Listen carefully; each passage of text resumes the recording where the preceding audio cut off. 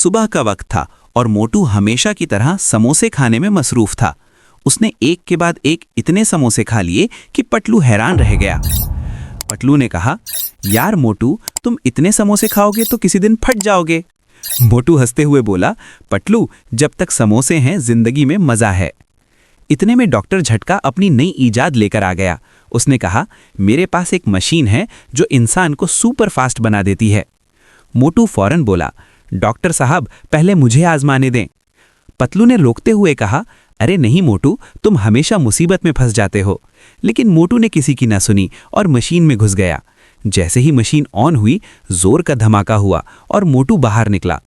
मगर अब वो इतना तेज हो गया था कि सब कुछ उल्टा सीधा होने लगा।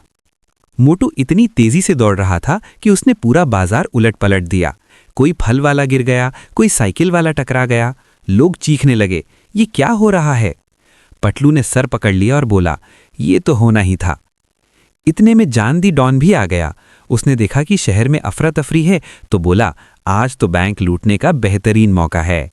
लेकिन जैसे ही वो बैंक में दाखिल हुआ, मोटू अपनी रफ्तार की वजह से वहां भी पहुंच गया। मोटू ने अनजाने में ही जान को इतनी तेजी से घुमाया कि वो चकरा कर गिर पड़ा। जान चीखा, ये क्या तूफान है? पतलू समझ गया कि अब मोटू को रोकना जरूरी है। उसने डॉक्टर झटका से कहा, डॉक्टर साहब, इस मशीन का कोई उल्टा तरीका भी है? डॉक्टर झटका ने जवाब दिया, हाँ है, लेकिन थोड़ा खतरनाक है। पतलू ने हिम्मत की और मशीन दोबारा चला दी। जैसे ही मोटू उसके करीब आया, पतलू ने उसे पकड़कर मशीन में डाल दिया। एक और धमाका हुआ और मोटू वापस नॉर्मल हो गया। मोटू ने इधर उधर देखा और कहा, ये सब क्या हुआ? पतलू हंसते हुए बोला, तुम्हारी रफ्तार ने पूरा शहर हिला दिया था। मोटू ने सर खुजाते हुए कहा, चलो कोई बात नहीं, अब मुझे भूख लग रही है। पतलू ने हैरानी से पूछा, अभी भी? मोटू मुस्कुराकर बोला, एनर्जी खत्म हो गई है, समोसे चाहिए। और दोनों दोस्त हंसने लगे। फुरफुरी नगर दोबारा पुरसुकून हो गया, लेकिन लोगों ने उस दिन का मज़ाहिया तमाशा कभी नहीं भूला।